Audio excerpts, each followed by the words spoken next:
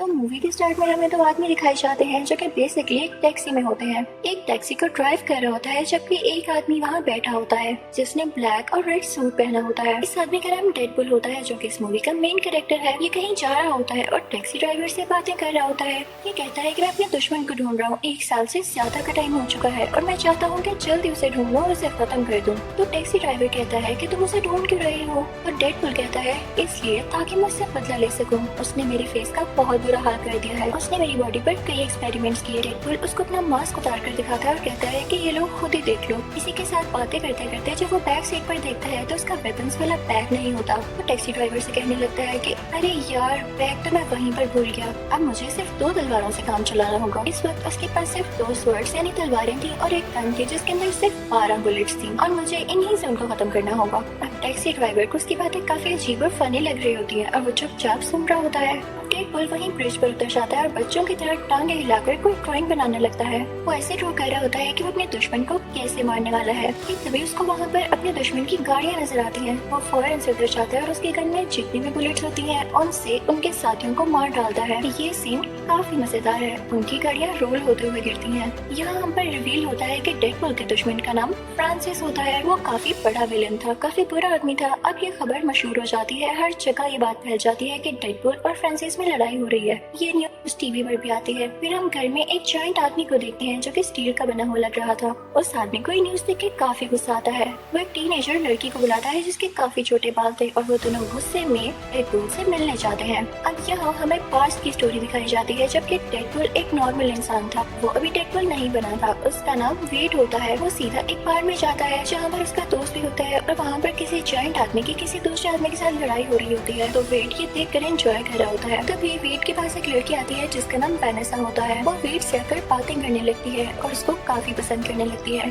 आहिस्ता आहिस्ता इन दोनों में दोस्ती हो जाती है। अब इनको एक साथ 1 साल हो चुका था, लेकिन एक दिन वेड बेहोश होकर गिर जाता है। जब होश आने पर वो अपने कुछ टेस्ट करवाता है तो उसे पता चलता है उसके ब्रेन, लिवर और लंग्स में कैंसर है। ये सुन के वो काफी परेशान हो जाता है और वैनेसा भी। अब सीन डेडपुल पर शिफ्ट होता है। लड़ते लड़ते फ्रांसिस वहाँ से भाग चुका था, लेकिन तभी वहाँ पर डेडपुल को आवाज आती है जैसे फ्रांसिस की बाइक उसके पीछे हो। जब डेडपुल पीछे मुड़कर देखता है तो वहाँ पर वाकई फ्रांसिस होता है। डेडपुल अपनी स्वर्ड फ्रांसिस के हाथ पार कर देता है। फ्रांसिस के नाक से काफी खून आ रहा होता है। डेडपुल कहता है कि मैंने आज अपना बदला ले लिया, तुम ही थे ना जिसने मेरी शक्ल का ये हाल किया। इसी के साथ डेडपुल अपना मास्क उतार कर उसे अपना फेस दिखाता है। तो फ्रांसिस कहता है ओह अच्छा, तो तुम वो हो। अभी वो दोनों ही बातें कर ही रही होती हैं कि तभी पीछे से वो स्टील मैन आता है। वो वेड को उठा कर फेंकता है। यहाँ पर फिर से स्टोरी पास्ट की सीन में शिफ्ट होती है। वैनेसा वेड से कह रही होती है कि तुमने परेशान नहीं होना, मैं तुम्हारे साथ कभी नहीं छोड़ूंगी, हम मिलकर इसका इलाज करवाएंगे। तो वेड कहता है कि नहीं वैनेसा, मैं तुम्हें इस तरह से नहीं देख सकता, मुझे कुछ हो गया तो तुम्हारा क्या होगा, मैं इस तरह से नहीं चाहता।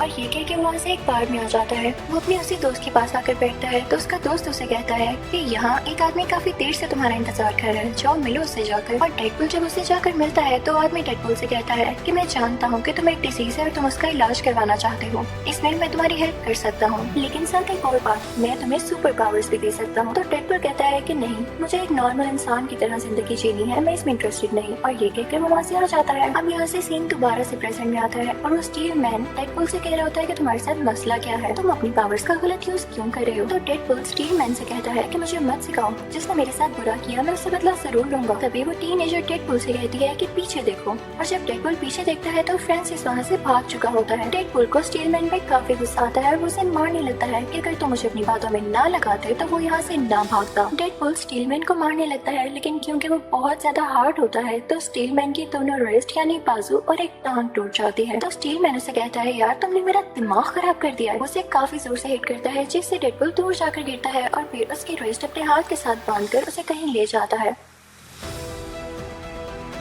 अब डेडपुल यहाँ काफी अजीब हरकत करता है। उसे कहने की जगह कि मेरा हाथ खोल दो या वो लोग खुद खोलने की जगह वो अपना हाथ ही काट लेता है। उसके हाथ से काफी खून आने लगता है। कोई नॉर्मल इंसान होता तो वो तो मर ही जाता, लेकिन ये सीक्रेट भी मैं आपको बाद में बताऊंगी कि डेडपुल क्यों नहीं मरा। अब ऐसा करने के बाद डेडपुल ब्रिज से नीचे जंप लगा देता है और एक ट्रंक ट्रक में गिरता है। अब यहाँ से सीन दोबारा से पास में आता है जब डेडपुल एक नॉर्मल इंसान था यानी वेड, वो बेहोश हुआ होता है और जब उसकी आँख खुलती है तो किसी जगह पर होता है और उसके आसपास 2 लोग होते हैं, एक मेल और एक फीमेल। वो दोनों उसकी बॉडी में कुछ इंजेक्ट करते हैं। वो लोग उसकी बॉडी पर तरह तरह के एक्सपेरिमेंट्स करते हैं और उसे काफी टॉर्चर करते हैं कि उस बेचारे की हालत खराब होने लगती है। फिर उसे इलेक्ट्रिकल शॉक्स दिए जाते हैं, कभी उसे बर्फ जैसे ठंडे पानी में रखा जाता है, कभी उसे बहुत ज्यादा मारा जाता है, यानी सब ऐसी चीजें जिससे वो टॉर्चर फील करे। ये वेट के साथ इसलिए किया जा रहा था ताकि उसकी बॉडी में कुछ चेंजेस आए, लेकिन अभी तक उसकी बॉडी में कोई चेंज नहीं आया था। और ये वो इसलिए कर रहे थे ताकि वेट की बॉडी में कुछ म्यूटेशंस आए और उसमें सुपर एबिलिटीज आए। अब वेट को एक जगह पर बांध कर लिटा दिया जाता है। उसके साथ एक और पेशेंट होता है, उसको भी ये लोग टॉर्चर कर रहे थे। वो वेट को बताता है कि इस डॉक्टर का नाम फ्रांसिस है, यानी अब आपको पता चला कि ये वही फ्रांसिस है जिसके पीछे डेडपूल है। और ये उसके पीछे क्यों है ये भी सुन ले। अब फ्रांसिस वेट के पास दोबारा आता है और उसे एक ऐसे चैम्बर में डाल देता है जिसमें बिल्कुल भी ऑक्सीजन नहीं होती। उधर जाते ही वेट को सांस आना बंद हो जाता है। उसकी बॉडी काफी अजीब होने लगती है, जैसे उस पर किसी ने एसिड फेंक दिया हो और वो चलने लगी हो। फ्रांसिस उससे बातें करने लगता है, लेकिन वेट चुप होता है। और जैसे ही फ्रांसिस जाता है तो वेट अपने मुंह से एक मैच स्टिक निकालता है।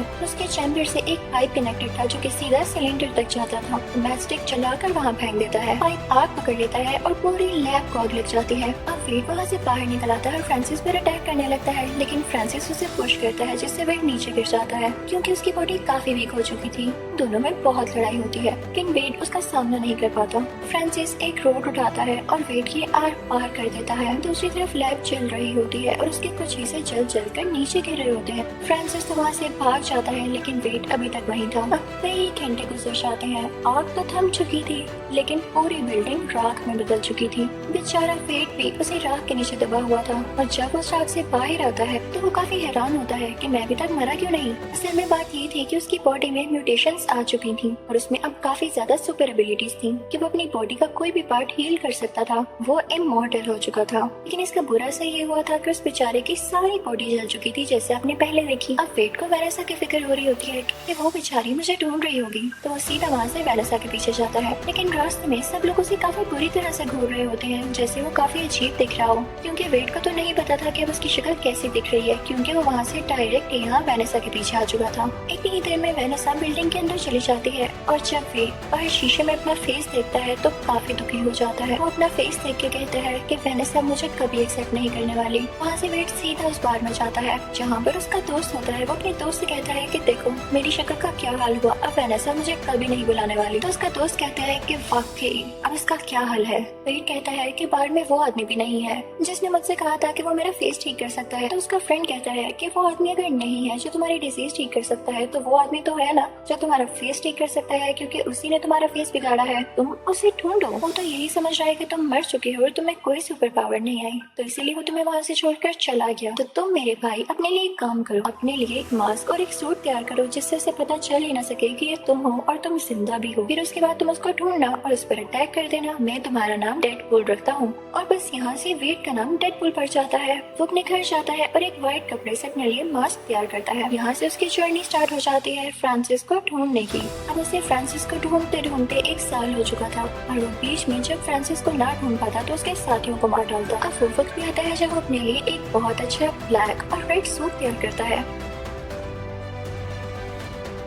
और फाइनली वो दिन आ जाता है जब डेडपूल को खबर मिलती है कि फ्रांसिस कहाँ हो सकता है। उसे वहाँ पर वही आदमी मिलता है जिसने उसे कहा था कि उसकी डिजीज ठीक कर सकता है। तो डेडपूल समझ जाता है कि इसका जरूर फ्रांसिस से कोई न कोई लिंक है। वो उससे गुस्से से पूछता है कि कहाँ है फ्रांसिस। तो वो बेचारा आदमी डर जाता है और उसे बता देता है। अब सीन वहीं पर शिफ्ट हो जाता है जहाँ हमें मूवी के स्टार्टिंग में दिखाया गया कि डेडपूल टैक्सी ड्राइवर के साथ कहीं जा रहा होता है। अब पास्ट और प्रेजेंट के सीन्स मर्ज हो जाते हैं और रियल स्टोरी यहीं से स्टार्ट होती है जहाँ पर डेडपूल उस जंग ट्रक में गिर चुका था। अब डेडपूल को होश आ जाती है और जहाँ पर वो जंग ट्रक रुकता है ये देख के डेडपूल काफी हैरान हो जाता है, क्योंकि वो किसी बूढ़ी औरत का घर था जो इसके साथ लॉन्ड्री में आया करती थी। जब डेडपूल यानी वेट कपड़े धोने आता था, उसी बूढ़ी औरत ने वेट को सजेशन दिया था कि तुम अपना सूट ब्लैक और रेड कलर में तैयार करो। उन दोनों में काफी दोस्ती हो गई हुई थी कि वो बूढ़ी औरत ब्लाइंड होती है और वो वेट की शक्ल नहीं देख पाती, लेकिन यहाँ वेट उस बूढ़ी औरत का खुद ही बता देता है कि मेरे साथ क्या क्या हुआ। और यहाँ हम पर ये भी रिवील होता है कि जब वेट यानी डेडपूल का कोई बॉडी पार्ट कट जाए तो वो दोबारा से हील करके रीग्रो हो जाता है।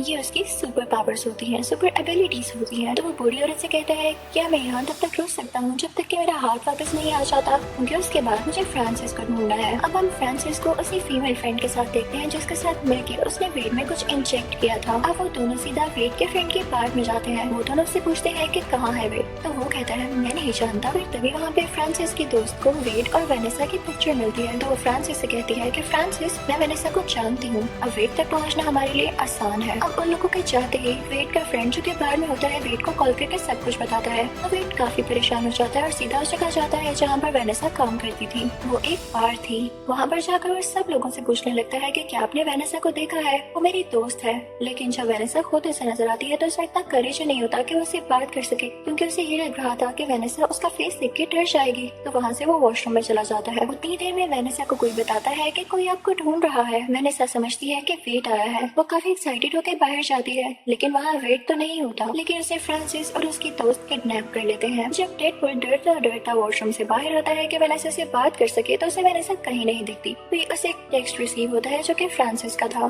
फ्रांसिस का एक फेक नाम भी होता है जो कि एजेक्स होता है। इसी नाम से उसने टेक्स्ट भी किया होता है। कहता है कि अगर तुम चाहते हो कि वेनेसा तुम्हें वापस मिल जाए तो इस लोकेशन पर आ जाओ। फिर डेडपूल अपने घर जाता है और सारे वेपन्स ले लेता है। ये अपने साथ स्टील मैन और उस टीनेजर को भी ले लेता है और वही टैक्सी पकड़ता है जिस पर ये पहले जा रहा था। अब ये लोग जंक यार्ड पहुंच जाते हैं जहाँ पर इनको फ्रांसिस ने मिला था। लेकिन डेडपूल यहाँ पर फिर से अपना वेपन्स वाला बैग टैक्सी में भूल जाता है। डेडपूल कहता है कि यार मेरे पास तो अब स्वॉर्ड ही है, क्या मैं स्वॉर्ड से लड़ूंगा। तभी वहाँ पर फ्रांसिस के साथी आ जाते हैं और ऊपर कंटेनर पर फ्रांसिस और उसकी दोस्त खड़े होते हैं। फ्रांसिस अपनी दोस्त को नीचे भेजता है जो कि इन तीनों से फाइट करने लगती है, लेकिन टीनेजर भी काफी तेज होती है, वो उससे फाइट करने लगती है। मैन बड़े बड़े टायर्स उठाकर फ्रांसिस के साथियों पर फेंकने लगता है। तीनों काफी अच्छे से फाइट कर रहे होते हैं, लेकिन जब डेडपूल देखता है कि उसके साथी फ्रांसिस के साथियों को रोके हुए हैं तो इस बात का फायदा उठाते हुए फ्रांसिस तक पहुंच जाता है। ओके कंटेनर के ऊपर होता है। यहाँ पर फ्रांसिस और डेडपूल की काफी लड़ाई होती है। नीचे फ्रांसिस की दोस्त ने टीनमैन का गला काफी जोर से दबा कर रखा होता है, लेकिन जब टीनेजर ये देखती है तो अपनी सारी पावर्स यूज करके उस लड़की की तरफ फेंकती है। वहाँ पे काफी बड़ा ब्लास्ट होता है और वहाँ के सारे कंटेनर्स मूव करने लगते हैं। वेनेसा भी एक ग्लास चैम्बर में होती है, वो भी नीचे गिरने लगता है। अब फ्रांसिस तो कंटेनर से नीचे गिर जाता है, लेकिन जब वेनेसा का चैम्बर नीचे गिरने लगता है तो डेडपूल उसे बचा लेता है। इसके बाद वो वेनेसा को उसमें से निकालता है, लेकिन फ्रांसिस वहाँ दोबारा आकर डेडपूल पर अटैक कर देता है। लेकिन डेडपूल हील होकर दोबारा से उसके ऊपर आ जाता है और उसके ऊपर बैठ जाता है। अब किसने कहा था फ्रांसिस को कि वो डेडपूल को सुपर एबिलिटीज थे कि बाद में वो उसी पर भारी पड़ जाए। डेडपूल फ्रांसिस को काफी मारता है। फ्रांसिस के नाक और मुंह से काफी खून आने लगता है। अब डेडपूल फ्रांसिस से कहता है कि मेरा फेस ठीक करो, तो फ्रांसिस हंसने लगता है। हा हा, अब तुम्हें लगता है कि मैं तुम्हारा फेस ठीक करूंगा? तो डेडपूल कहता है कि अच्छा ऐसी बात है।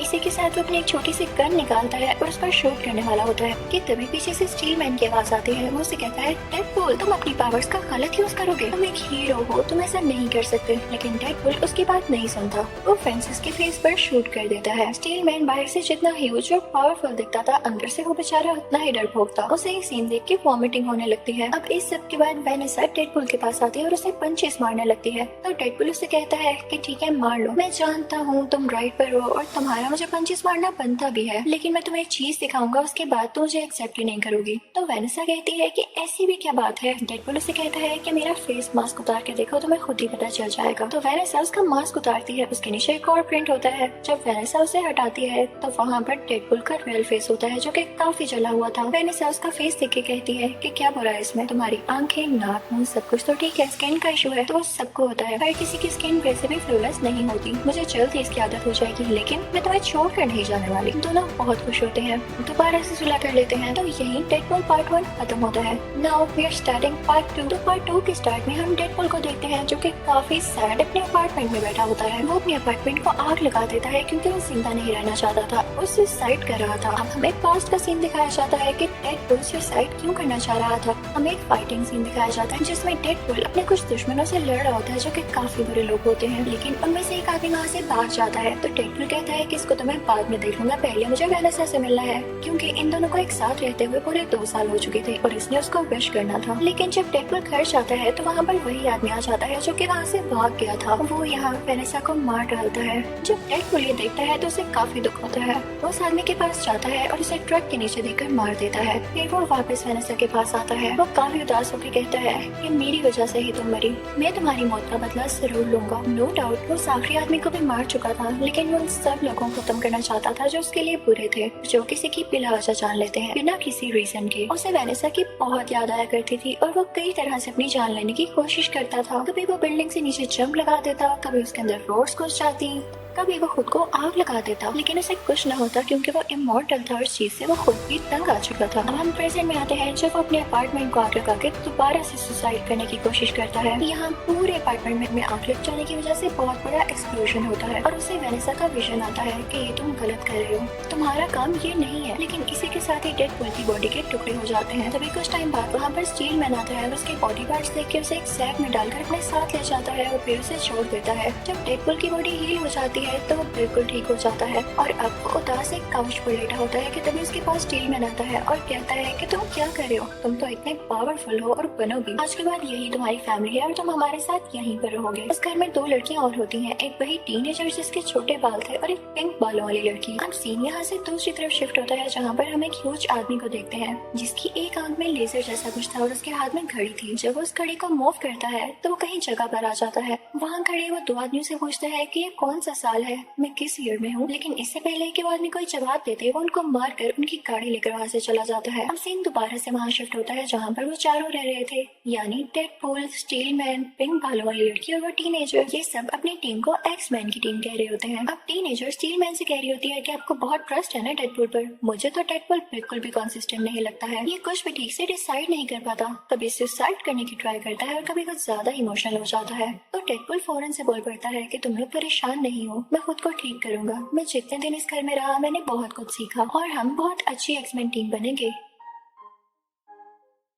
ये बात सुनकर सारे काफी खुश हो जाते हैं। स्टील मैन उसे अप्रिशिएट करता है और कहता है मुझे खुशी है मैं तुम्हें यहाँ लेकर आया। अब सीन चेंज होता है एक म्यूटेंट स्कूल की तरफ। वहाँ पर कुछ ऐसे बच्चे थे जिनमें कुछ ज्यादा एबिलिटीज थी जो कि इंसानों में नहीं होती, वो बच्चे म्यूटेंट्स थे। अब उस स्कूल का प्रिंसिपल जो कि क्लासेस वाला आदमी होता है उन सब बच्चों से कह रहा होता है कि ठीक है मैं जानता हूँ तुम लोगों में एबिलिटीज है, लेकिन तुम लोगों ने इसको दुनिया के सामने शो नहीं करना और उन पर कंट्रोल रखना है। अब प्रिंसिपल उनमें से एक हेल्दी बच्चे को सामने स्टेज पर लाता है और सब बच्चों के सामने उसे टॉर्चर करने लगता है। बच्चों से कहता है कि अगर अपनी एबिलिटीज को कंट्रोल ना किया तो आप लोगों के साथ भी यही किया जाएगा, ताकि आप ये सीख लें कि कंट्रोल कैसे किया जाता है। पता नहीं कैसा स्कूल था ये। तभी हम उस घर को देखते हैं जहाँ पर वो चारों यानी एक्समैन टीम रह रही थी। तभी स्टील मैन डेडपुल के पास आता है और उसे कहता है कि एक मसला हो गया है और हमें उस जगह पर जाना है। अब जहाँ मसला हुआ था वो उसी म्यूटेंट स्कूल के बाहर वाला हिस्सा था, जहाँ पर वो हेल्दी बच्चा टॉर्चर किए जाने की वजह से काफी तंग आ चुका था और बाहर आकर 2 पुलिस कार्स को डैमेज कर चुका था। उसकी एबिलिटी थी कि वो हाथों से आग फेंक सकता था। अब जनाब वहाँ पर ये एक्समैन टीम भी पहुंच जाती है और उस बच्चे को आराम से रोकने की कोशिश करती है, लेकिन वो बच्चा डेडपुल पर और उन लोगों पर अटैक कर देता है, जिसके बाद पुलिस इसके गले में एक डिवाइस डाल देती है। इसी टाइम वेट यानी डेडपुल नोट करता है कि उसके गर्दन पर कोई निशान है, यानी ये बच्चा ऐसे ही अग्रेसिव नहीं हुआ, इसके साथ जरूर कोई जुल्म हुआ है। तो डेडपुल भी स्कूल के बाकी स्टाफ पर अटैक कर देता है, जिसकी वजह से पुलिस उसके गले में भी वो डिवाइस डाल देती है। इनफैक्ट ये ऐसी डिवाइस थी जो किसी की भी सुपर एबिलिटीज को कंट्रोल में कर सकती थी। जिसके गले में भी ये डिवाइस होती वो अपनी एबिलिटीज को ठीक से यूज ही न कर पाता, और सबसे बड़ी बात ये डिवाइस खुद से उतर भी नहीं सकती थी। यहाँ पे उस हेल्दी बच्चे को और डेडपुल को एक साथ उधर म्यूटेंट सेल में लेकर जाया जाता है, जहाँ पर और भी लोगों को पकड़ कर लेकर आया गया था और उन्हें सूट भी पहनाया जाता है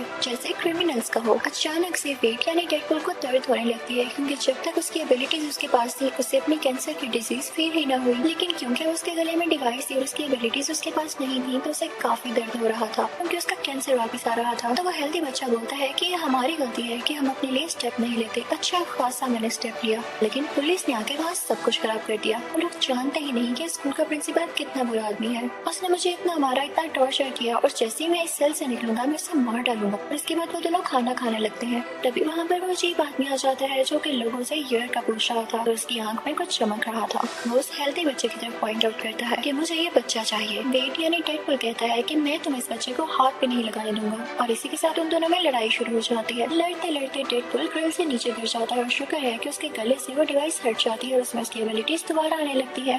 उन दोनों में दोबारा से फाइट होने लगती है। वेड उस आदमी से पूछता है कि तुम्हें मसला क्या है, तुम्हें वो बच्चा क्यों चाहिए। तो वो आदमी अपना नाम केबल बताता है और कहता है कि पहले तुम बताओ, तुम उस बच्चे को जानते भी नहीं और फिर भी उसे बचा रहे हो। तो वेड कहता है क्योंकि उस बच्चे को ये लगता है कि मैं उसे बचाऊंगा और मुझे उसकी होप नहीं तोड़नी। तभी वेड को दिखता है कि केबल की पॉकेट में एक बॉम्ब है, तो उस बॉम्ब को उस बिल्डिंग में एक्सप्लोड कर देता है और वेड और केबल दोनों ही बाहर आकर गिरते हैं। वेड बाहर बेहोश हो चुका था। तभी उसे ख्वाब में वेनस आती है जो उसे करिश देती है और कहती है कि यही चीजें तुम्हें पावरफुल बनाती हैं। और तब वेड को होश आ जाता है। वहाँ से वेड सीधा उसी बार में जाता है और अपने दोस्त से कहता है कि मैं एक बच्चे को बचाना चाहता हूँ। तो उसका बार वाला दोस्त कहता है कि ठीक है, हम एक टीम बनाकर उसको बचा सकते हैं। वहाँ पर वही टैक्सी ड्राइवर भी होता है। अब हम दोबारा से उसी हेल्दी बच्चे को देखते हैं जो कि अभी तक म्यूटेंट सेल में ही होता है और वहाँ पर उसकी दोस्ती एक काफी खतरनाक और काफी बड़े म्यूटेंट से हो जाती है। दूसरी तरफ वेड उस बच्चे को बचाने के लिए 6 लोगों की टीम बनाता है जिसमें 5 लड़की और एक लड़की होती है। उन सबकी अलग अलग एबिलिटीज होती हैं। लड़की की ये होती है कि वो किसी को भी अपनी बातों में बसा सकती थी। एक आदमी ऐसा था जो कि इलेक्ट्रिसिटी को कंट्रोल कर सकता था। एक आदमी ऐसा था जिसके मुंह से एसिड निकलता था। एक ऐसा था जो कि गायब हो जाता था यानी इनविजिबल। एक ऐसा था जो कि इस दुनिया से नहीं था और उसमें एबिलिटीज भी इस दुनिया की नहीं थी। और एक मूंछों वाला आदमी जिसके पास कोई एबिलिटी नहीं थी, तो उसे सिर्फ फॉर्मेलिटी के लिए रख लिया गया था। दूसरी तरफ हम केबल को देखते हैं। वो वेड के बार वाले दोस्त को किडनैप कर लेता है और उससे पूछता है कि मुझे बताओ कि वो म्यूटेंट बच्चा कहाँ पर है, साथ ही साथ वेड चाहता क्या है। तो वेड का वो बार वाला दोस्त काफी डर जाता है और उसे सब कुछ बता देता है और ये भी कि वेड के क्या प्लान्स हैं। अब वेड को खबर होती है कि उस म्यूटेंट बच्चे को किसी दूसरे सेल में शिफ्ट कर रहे हैं, तो इसके पास अच्छा मौका था उस बच्चे को बचाने के लिए। तो अपनी सारी टीम को पैराशूट्स पर लेकर उड़ता है और उन पुलिस कार्स का पीछा करने लगता है जिसके अंदर वो म्यूटेंट बच्चा था। उस टीम में से सिर्फ एक ही लड़की होती है, वही कर्ली बालों वाली लड़की, क्योंकि पुलिस की कार में बैठ जाती है। अब बाकी लोग उस कार के अंदर जाना चाहते थे, लेकिन उनसे पहले ही केबल अंदर चला जाता है और उस कर्ली बालों वाली लड़की से लड़ाई करने लगता है। लेकिन तभी वहाँ पर डेडपूल भी आता है जो कि अपनी साथी को बचा लेता है। इतनी देर में उस म्यूटेंट बच्चे ने अपना ग्लास चैम्बर खोल लिया होता है और साथ ही साथ वो उस म्यूटेंट को भी बचा लेता है जो कि काफी जायंट था, उससे दोस्ती कर ली थी उसने। और म्यूटेंट बच्चा जैसे ही डेडपूल को देखता है तो कहता है कि जब मुझे बचाने का टाइम आया तो तुम वहाँ से भाग गए और अब आ गए हो।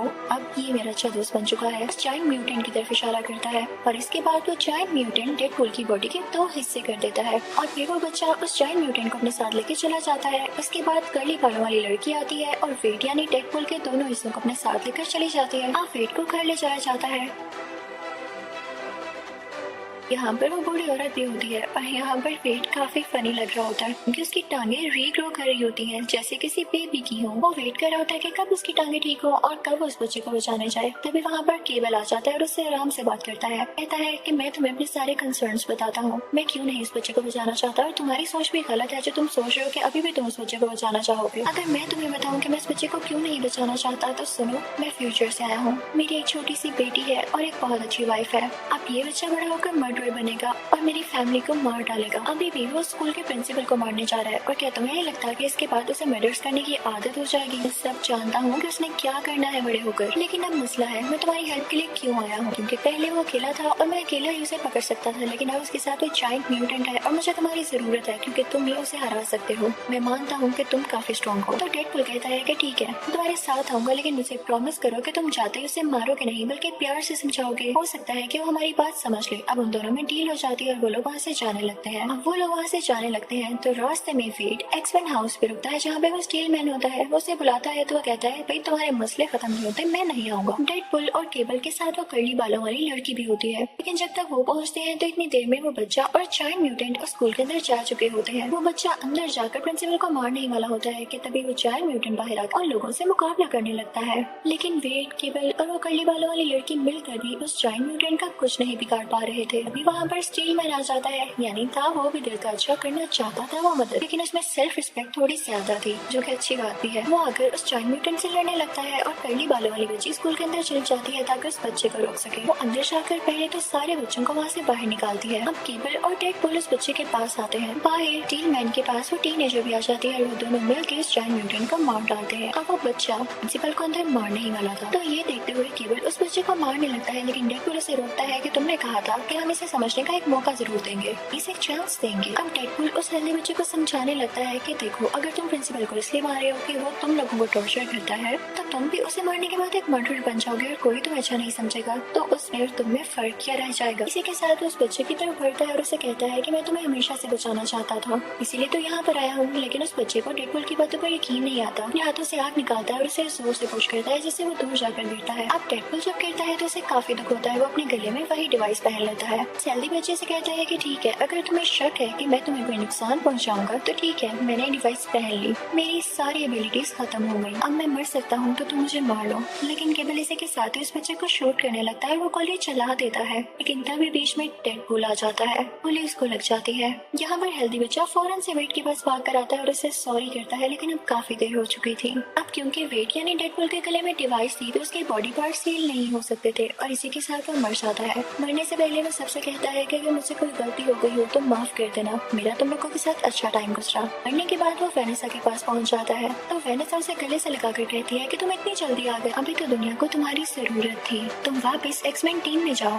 उधर केबल को भी काफी दुख हो रहा होता है कि उसने क्या कर दिया। वो अपनी वॉच को मूव करने लगता है, इससे टाइम रिवर्स हो जाता है और ये उसके पास आखिरी चांस था जो कि उसने अपनी बीवी और बेटी से मिलने के लिए रखा था। वहीं पर आ जाता है जहाँ पर डेडपूल को गोली लगने वाली होती है। गोली उसे वहीं पर लगती है जहाँ पर उसकी पॉकेट में कॉइन होता है और लकीली वो बच जाता है। तो डेडपूल अब केबल से कहता है कि तुमने मेरी खातिर अपना आखिरी चांस क्यों जाया किया। तो केबल कहता है जैसे तुमने मेरी हेल्प की वैसे ही मैंने तुम्हारी हेल्प की, तुमने इस बच्चे को मर्डर करने से रोक लिया, का मतलब बड़ा होकर ये मेरी बेटी और मेरी बीवी का भी मर्डर नहीं करेगा, तो मेरी फैमिली सेफ है। मैं यहाँ कुछ देर इंतजार करूंगा और अपनी फैमिली के पास वापस चला जाऊंगा। वो सारे लोग वहाँ से जाने लगते हैं। तभी